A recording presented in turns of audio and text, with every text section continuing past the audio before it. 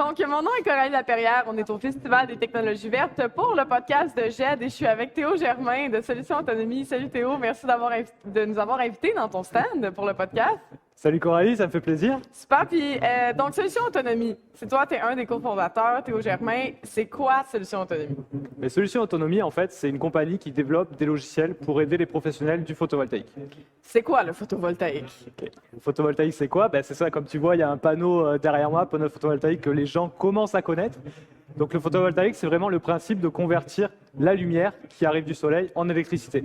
C'est ça, donc c'est de l'énergie solaire pour les gens qui le connaissent plus sur ce terme-là. Ouais. Et pourquoi on a besoin d'une entreprise comme Solutions Autonomie pour nous aider avec le panneau solaire? On ne fait pas juste mettre ça, un panneau solaire sur notre balcon, puis c'est fait. C'est pas comme ça que ça marche? Non, malheureusement, ça ne marche pas comme ça. En fait, avec L'Oréal, donc la personne avec laquelle j'ai fondé la compagnie, on s'est rendu compte qu'il y avait une demande croissante en fait pour installer des systèmes photovoltaïques et que malheureusement, il n'y avait pas assez de monde qui avait cette expertise, particulièrement ici au Québec. Donc on s'est dit comment mettre notre expertise à l'intérieur d'un logiciel qui permettrait vraiment de faciliter les étapes de conception des systèmes solaires autonomes. Puis qu'est-ce que tu veux dire comme l'expertise? Tu veux dire que vous connaissez les panneaux solaires. C'est quoi votre expertise justement là-dedans là, pour démystifier tout ça? Alors nous, notre expertise, c'est vraiment en fait la conception, arriver à choisir en fait en fonction d'un besoin d'un client. Donc par exemple, toi, tu décides de te partir un chalet dans le nord du Québec, qui est de remplacer en fait ta génératrice diesel qui pollue et qui est coûteuse par des panneaux solaires. Okay. Fait qu'à partir de ce moment-là, tu vas en fait parler à un professionnel du photovoltaïque pour définir c'est quoi que tu souhaites alimenter. Donc de l'éclairage, un téléviseur, un réfrigérateur. Ouais. Et à partir de ça, en fait, le professionnel du solaire, lui, va être capable de sélectionner quels équipements dont tu vas avoir besoin pour vraiment répondre à tous ces besoins. Pour savoir combien de panneaux on a besoin. Exactement. Combien, OK. Puis, c'est pas vous qui fabriquez les panneaux. Et non, c'est pas nous qui fabriquons les panneaux. Nous, tu travailles avec ceux qui font les panneaux, c'est ça? C'est ça. Nous, en fait, on a développé un logiciel qui permet en fait de sélectionner les panneaux, les régulateurs de charge, les batteries, tous les équipements qui sont nécessaires à concevoir un système. Et donc, nous, on a une position neutre dans le marché où on a l'ensemble vraiment des équipements, donc l'ensemble des panneaux existants sur le marché nord-américain, les régulateurs, les onduleurs, etc. OK, donc si jamais, moi je veux, justement, là, on va faire le classique. Moi je veux un chalet, j'ai pas de chalet, pas rendu là, mais je veux un chalet, je veux des panneaux solaires, je vous appelle, puis là, comment vous m'accompagnez là-dedans, dans le fond? Je dis, OK, j'ai une laveuse, j'ai une sécheuse, je devrais peut-être pas avoir de sécheuse, c'est polluant un petit peu. Comment ça se passe là, pour un client? OK. Nous, en fait, typiquement, c'est pas nous que tu vas contacter directement, c'est vraiment le professionnel. Tu vas contacter un professionnel spécialisé dans l'installation de panneaux solaires. Et ce qui va se passer, c'est que ce professionnel, il va utiliser notre logiciel pour vraiment accélérer la phase de conception. Parce qu'aujourd'hui, un projet solaire photovoltaïque à concevoir, ça prend entre 2 et 4 heures environ, dépendamment des projets. Et avec le logiciel qu'on a développé, ça va permettre de rendre ce temps-là à entre 15 et 20 minutes. C'est ça, c'est quoi votre expertise par rapport à ça? Toi, tu es un gars de technologie verte ou tu es un gars d'informatique? Tu es un gars des deux, j'imagine? Ouais. Moi, je suis pas mal un gars des deux, en fait. Okay. J'ai fait des études en informatique industrielle et en électronique. Et je me suis très rapidement passionné en fait, pour le photovoltaïque. Donc j'ai en fait fait le pont entre les deux, entre utiliser mes connaissances par rapport au solaire photovoltaïque et mes compétences en informatique pour essayer d'allier les deux et développer un logiciel qui permette de rendre ça accessible au plus grand nombre. Donc il y a de plus en plus d'installateurs qui veulent, ou d'électriciens généralistes qui souhaitent rentrer sur le marché des énergies renouvelables. Et moi, je me suis dit, comment je vais pouvoir mettre mon expertise en fait, disponible à tous ces gens-là. Et donc on a décidé avec Floral Villanova de concevoir un logiciel. Super. Puis, dans le fond, le photovoltaïque, est-ce que c'est une solution viable au Québec? Parce qu'on a l'hiver, on a des petits mois pas très ensoleillés. Est-ce que c'est quelque chose qui est faisable au Québec? Absolument. Alors ça, c'est une très bonne question. On va faire un point sur les différents types de systèmes photovoltaïques qu'il y a pour bien comprendre. Donc le photovoltaïque, il se divise en deux grandes familles. On a les systèmes qui sont raccordés au réseau et les systèmes qu'on dit hors réseau. Nous, on se focalise sur les systèmes hors réseau. Okay. Mais si je reviens au système connecté au réseau, en fait, comment ça fonctionne? On branche ces panneaux solaires dans un onduleur qui va être raccordé au réseau électrique, donc Hydro-Québec, et qui va injecter l'électricité sur le réseau. Okay. Le problème avec ça, c'est que le jour où il y a une panne de courant sur le réseau électrique, on perd toute production des panneaux solaires qu'on a installés. OK, ouais. Donc c'est comme plate parce que c'est le moment où on a le plus besoin que finalement on peut pas s'en servir. Donc c'est là où on tombe sur les systèmes hors réseau. Et ceux-là, on utilise des batteries en fait pour stocker l'énergie. Donc toute l'énergie qui est produite est stockée dans les batteries et on peut réutiliser l'énergie des batteries n'importe quel moment. Soit ça va être la nuit quand les panneaux solaires produisent plus, soit ça va être lors d'une coupure d'électricité. Puis c'est quoi la durée de vie pas la durée de vie d'une charge, mettons, d'une batterie? Est-ce que on peut justement avoir plusieurs jours de pluie dans son chalet et quand même vouloir écouter un film dans ces journées-là, ou à un moment donné, il va falloir faire des choix? Ben justement, ça revient avec le principe de conception. Donc là, on choisit en fait, c'est quoi les caractéristiques qui définissent en fait mon installation. Donc est-ce que je veux avoir une autonomie qui me permette pendant 2-3 jours d'être absolument autonome, ou est-ce que je veux juste avoir une autonomie de 8 heures pour juste tenir la nuit sur mes consommations? C'est ce qui est défini dans justement la phase de conception. OK. Puis pourquoi vous avez parti ça? C'est quoi la passion derrière ça? C'est quoi? Pourquoi tu as fait OK, on passe ça, solution autonomie, ça prend ça? Il y avait un besoin, j'imagine, déjà? Ouais, ben, il y avait vraiment un besoin du marché. Et nous, on est vraiment deux personnes qui avons à cœur en fait d'aider les gens avec lesquels on collabore.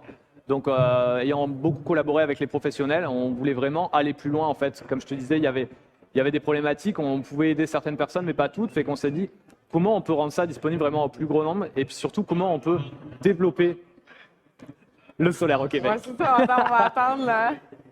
Donc, ouais, on a parlé des défis du Québec par rapport à le temps d'ensoleillement. Est-ce qu'il y a des défis au niveau aussi de l'efficacité énergétique? Parce que quand il fait froid, on sait que les batteries, mettons nos batteries cellulaires, là, hop là, ça part vite. Ok, c'est une bonne question. Il y a justement un phénomène qui est assez contre-intuitif avec le solaire.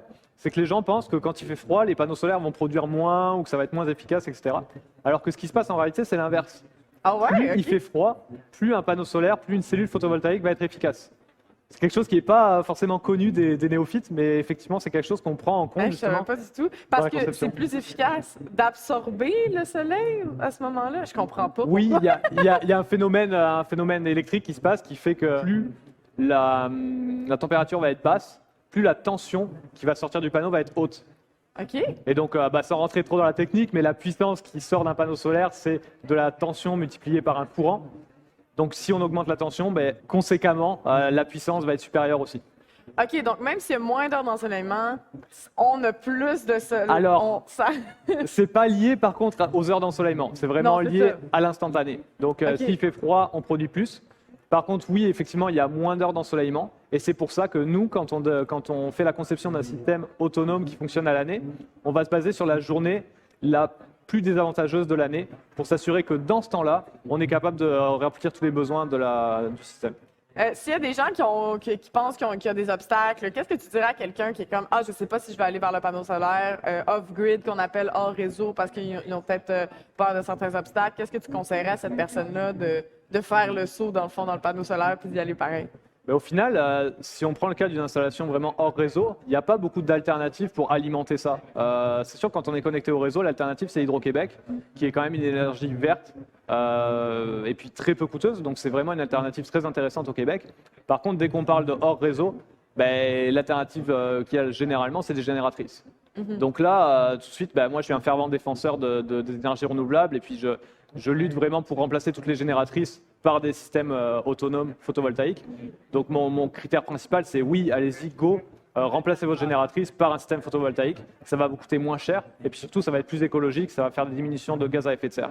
Puis est-ce que, je sais qu'il y a des enjeux de recyclabilité des panneaux solaires, puis aussi de pollution, par exemple, en Chine. Est-ce qu'il y a des façons d'avoir des panneaux solaires plus écologiques? Est-ce que c'est une solution aussi que vous regardez, que vous conseillez, que vous étudiez, ou juste à titre personnel, là, peut-être que tu regardes des blogs de ça, je sais pas.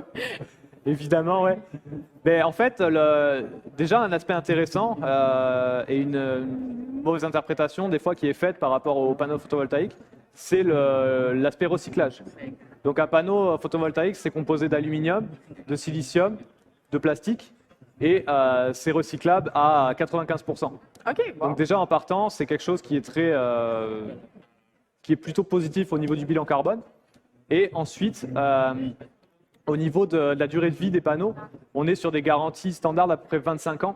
Le Quand panneau même. qui est derrière nous, il a une garantie de 30 ans. OK. Donc c'est quand même des équipements que tu achètes une fois, mais qui vont être valides longtemps dans le temps. Et quand je parle de garantie des panneaux solaires, c'est une garantie sur la performance. Donc, c'est-à-dire qu'on est à 80% au bout de 25 ou 30 ans, 80% du niveau de performance par rapport au moment où on l'a acheté. Donc, c'est-à-dire que ça arrive de manière relativement linéaire. Donc, c'est-à-dire que même 40 ans, 50 ans après le moment où on l'a acheté, on va toujours avoir un panneau qui performe quand même relativement bien. Fait qu'on pourrait garder notre panneau solaire et en ajouter d'autres, j'imagine, pour compenser à sa perte d'efficacité. Alors, ce qui se passe, c'est qu'il y a encore des panneaux qui sont en service aujourd'hui qui ont été installés il y a 50 ans. Par contre, la technologie a quand même beaucoup évolué. Donc, les panneaux qu'on a aujourd'hui sont tellement plus performants que c'est ça. Généralement, on a tendance à remplacer tout le parc de panneaux solaires parce que c'est plus avantageux et puis on veut garder ça compatible avec les équipements qu'il y a en amont. On parlait des panneaux solaires pour les chalets. Est-ce que c'est aussi quelque chose qui est possible d'implanter à plus grande échelle des panneaux solaires? On sait qu'il y a des gens qui parlent de grosses fermes de panneaux solaires. J'ai déjà lu aussi que c'est peut-être pas nécessairement une bonne idée, les fermes de panneaux solaires. Donc, qu'est-ce que tu penses de l'implantation à grande échelle de l'énergie solaire puis les panneaux photovoltaïques? OK. Ben oui, effectivement, on peut. Ce qui est intéressant avec le photovoltaïque, c'est que c'est vraiment modulaire. Donc, on peut parler de relativement petits systèmes. On peut parler d'un VR, d'un bateau. On peut mettre des petits trucs dans notre fenêtre là, que j'ai déjà vu. C'est ça, on peut même aller sur du très très petit. Et on peut monter ça jusqu'à effectivement des grands champs de panneaux solaires. La question en fait importante, c'est qu'est-ce qu'on vient remplacer? Quelle source d'énergie on va remplacer? Si c'est pour remplacer des sources d'énergie très carbonées comme le charbon ou le diesel, etc., oui, moi je pense que ça vaut la peine. Mais, de même faire des grandes fermes, par exemple, de panneaux, OK. C'est ça, c'est tout à mettre en relation par rapport à d'où vient l'énergie. Si on est pour remplacer l'hydroélectricité, par exemple, qui est une énergie décarbonée à très faible coût, là, je suis plus conservateur par rapport à... Ouais, c'est ça. Puis est-ce que vous êtes juste installé au Québec? Vous êtes aussi installé ailleurs dans le monde? Alors nous, la compagnie est basée à Montréal, mais c'est vraiment un logiciel qu'on a conçu pour être disponible au plus grand monde. Donc nous, on a des ambitions vraiment internationales. Donc au Québec, on est chanceux, c'est une exception quasiment de l'hydroélectricité d'avoir une aussi grande source, mais vous voulez en faire un peu partout, comme aux États-Unis, il y a du mazout et plus. Donc c'est quoi le but, dans le fond, de Solutions Autonomie? Comment vous pouvez aider ces pays-là à justement shifter de l'énergie polluante?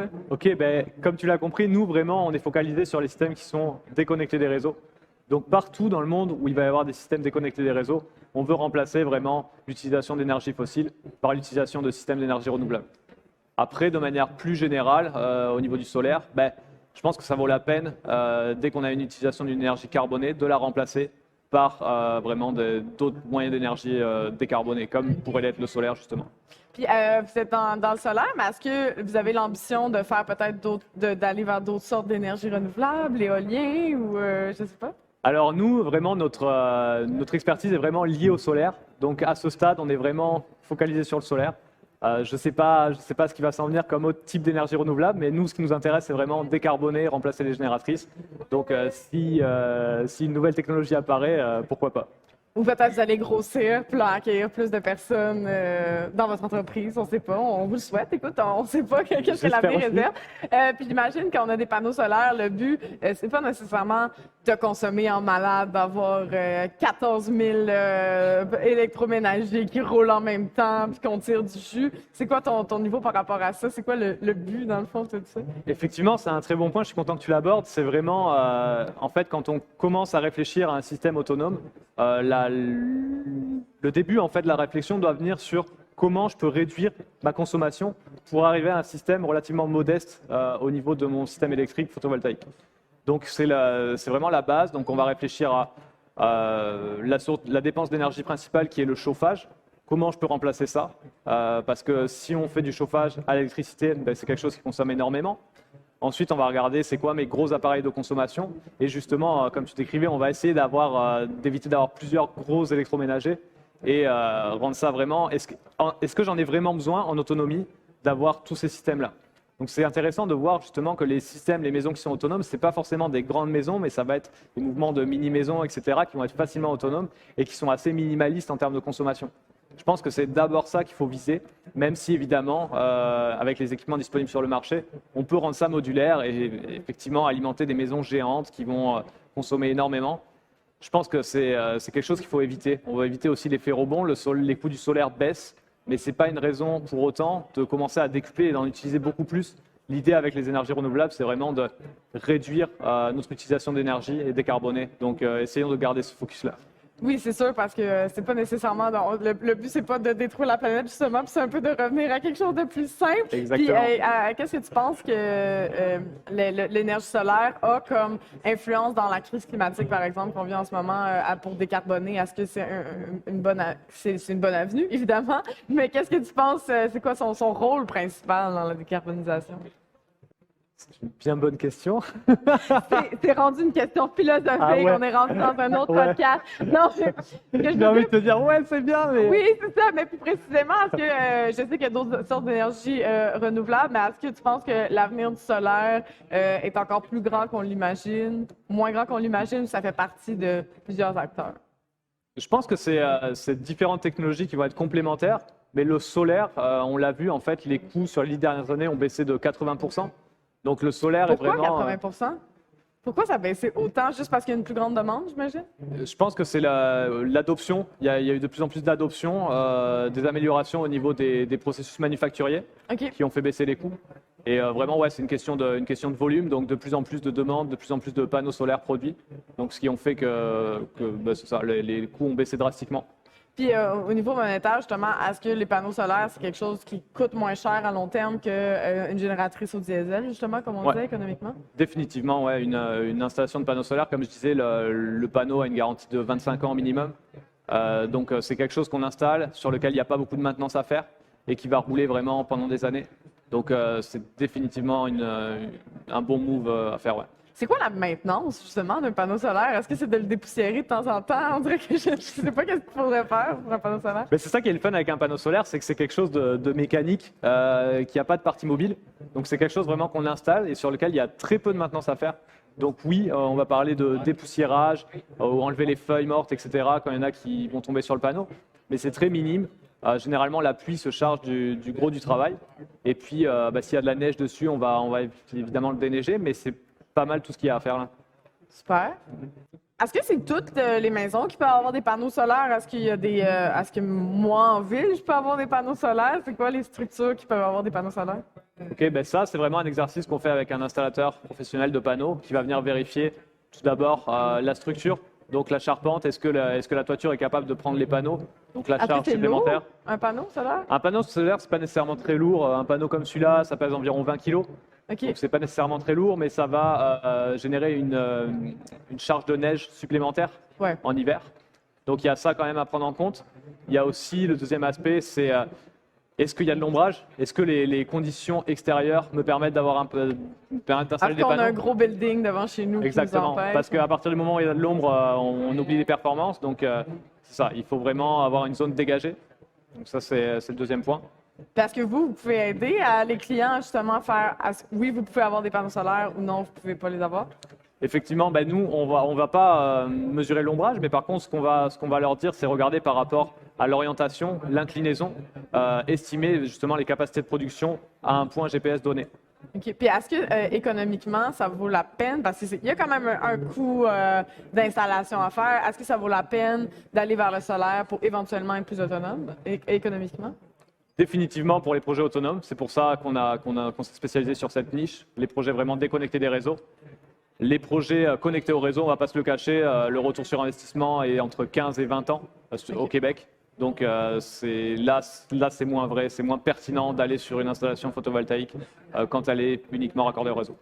OK, donc c'est vraiment pour, au final, plus des gens éloignés des centres urbains, j'imagine, qui veulent justement être moins dépendants à ça ou pas avoir à se connecter aussi au réseau d'Hydro-Québec qui engendre des coûts déjà. Là. Absolument, généralement c'est des gens qui sont trop éloignés des poteaux d'Hydro-Québec pour lesquels en fait ça coûterait trop cher d'amener une ligne d'Hydro-Québec. Donc là, ils décident, généralement, comme je le disais, c'est soit avec des génératrices, soit avec des systèmes photovoltaïques. Donc ils décident vraiment d'installer des systèmes photovoltaïques et ça va leur coûter moins cher qu'une génératrice. Puis j'imagine que justement, il y a comme une espèce de décentralisation de l'électricité quand on amène les panneaux solaires. Qu'est-ce que tu en penses de la décentralisation de tout ça? Il faut aller vers là, j'imagine? Ben, écoute, moi je trouve ça vraiment super intéressant, la décentralisation. C'est un peu comme la nourriture en fait. Les circuits courts sont toujours les meilleurs. Ça permet de produire l'énergie là où elle est consommée. Donc on évite beaucoup de pertes. Par exemple, à titre d'exemple, les barrages qu'il y a à la baie James et qui sont raccordés pour alimenter justement Montréal.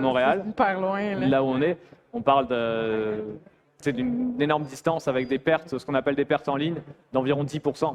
OK. Donc on perd 10% d'une quantité astronomique d'énergie pour s'alimenter ici. Donc autant produire directement là où c'est consommé.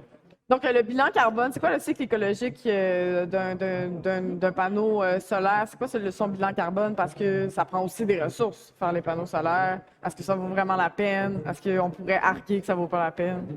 Mais ce qui est intéressant, c'est que le panneau solaire, comme je l'ai dit, c'est un équipement qui est très durable, qui va produire de l'énergie pendant énormément de temps. Quand on compare ça par rapport à tout plein d'autres usages des matériaux, donc on parle d'aluminium, de silicium, etc., pour tout un tas d'appareils électroniques, ben, tu mets ça en balance et puis tu vois que c'est quand même un équipement électronique qui va t'en produire de l'énergie pendant des années et des années versus un gadget électronique qui produit absolument rien et qui va être juste jeté au bout de quelques années. Donc moi je trouve que c'est très pertinent, quitte à utiliser des minerais et ce genre de ressources, d'aller vers un panneau solaire plutôt que faire un bien de consommation électronique quelconque. Parce que de toute façon, les génératrices aussi nécessitent des ressources à faire, donc rendu là. Exactement. Et ce serait quoi, mettons, pour Solutions Autonomie ou pour toi personnellement, ton rêve un peu ou ta vision du futur par rapport aux panneaux solaires et la décarbonisation de l'électricité? Ben moi, ce que j'aimerais vraiment, et c'est pour ça qu'on a aussi fondé cette compagnie, c'est vraiment qu'il y ait une accélération drastique en fait de la décarbonisation et donc de l'adoption du solaire de manière générale et mondiale. Donc, il faut vraiment, moi j'essaie de rendre ça accessible, en fait, de montrer aux gens que c'est possible. Moi, par exemple, tu vois, j'ai aménagé un van sur lequel j'ai des panneaux solaires, avec lequel je suis en totale autonomie. Donc, c'est intéressant de voir un peu les gens qui découvrent quand tu vas dans un camping ah ouais, t'as pas besoin de te brancher, tu es totalement autonome, tu cuisines, tu fais exactement tout ce que tu veux. Et je pense qu'il y a un effort de sensibilisation à faire à ce niveau-là pour vraiment rendre l'adoption massive rapidement. Puis massive au niveau, comme on disait, plus off-grid, donc plus des régions éloignées, justement. Tant qu'à faire des excavations puis à aller porter l'électricité, j'imagine que tu vas plus arguer de OK, non, mettez des panneaux solaires à la place. Exact. Et puis surtout travailler aussi sur l'enveloppe énergétique des bâtiments pour éviter d'avoir toujours recours à des génératrices. C'est sûr que les génératrices peuvent alimenter des charges relativement élevées. Le coût équivalent pour avoir un système photovoltaïque pour alimenter une maison qui n'est absolument pas éco-conçu, je dirais, va être un peu absurde. Fait qu'il faut faire les choses un peu comme je te disais, de vraiment réfléchir à travailler sur la consommation dans un premier temps pour ensuite arriver à concevoir un système qui est relativement modeste. Et je pense que ça, c'est la solution. Ouais, tout le monde devrait tendre vers ça. Là. Oui, parce qu'il y a plusieurs étapes. Déjà être orienté vers le soleil, avoir de l'énergie passive pour recevoir le chauffage. Il faut voir l'ensemble de tout ça, j'imagine. Je pense qu'il y a tout un tas de solutions et de plein de choses novatrices qui sont en train de se passer et qui sont très positives. Je pense que ouais, c'est ça. On vise vraiment une adoption de toutes ces technologies-là, mais il faut que ça aille plus vite en fait. Moi, c'est vraiment ça mon combat, là, c'est d'accélérer tout ça. On n'a plus de temps à perdre là, on a le rapport du GIEC, on a beaucoup de choses qui pointent dans cette direction depuis des années et malheureusement le mouvement, il y a une inertie qui est beaucoup trop lente et toutes les solutions seront bonnes pour vraiment décarboniser.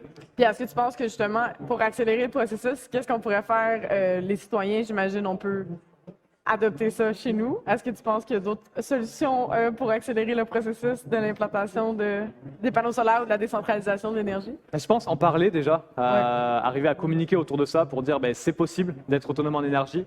Il y en a qui le font, il y a toi qui le fais. C'est ça, il y en a qui le font. On a eu Rémi tu as interviewé Rémi sur un autre podcast qui est aussi totalement autonome dans une mini-maison. Fait que c'est vraiment une réalité et c'est pas non plus synonyme de revenir à l'âge de pierre. On peut vivre dans un confort vraiment très intéressant. Donc, je pense que c'est ça. Il y a un message à passer pour dire oui, réduire ses besoins énergétiques, c'est important et c'est très bien vivable. Et ça procure aussi une réelle satisfaction en fait d'être autonome et de gérer un peu son électricité pour savoir où c'est que je suis rendu dans ma batterie, dans ma consommation. Est-ce que aujourd'hui je peux me permettre ça en fonction du niveau de recharge de ma batterie. Donc ça aussi réapprend à vivre un peu avec l'extérieur, avec le soleil, etc.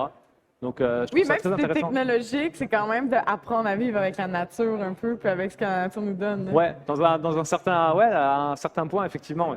Donc, on encourage tout le monde à justement décarboniser son électricité le plus possible, d'aller vers le panneau solaire, d'aller vers des solutions. Merci, Théo, de Solutions Autonomie. J'ai voulu parler à ton collègue Floral, tout ça. Merci à Floral, ton collègue, et à toi, Théo, pour cette super entrevue. Merci de nous avoir accueillis Pas de problème, Coralie.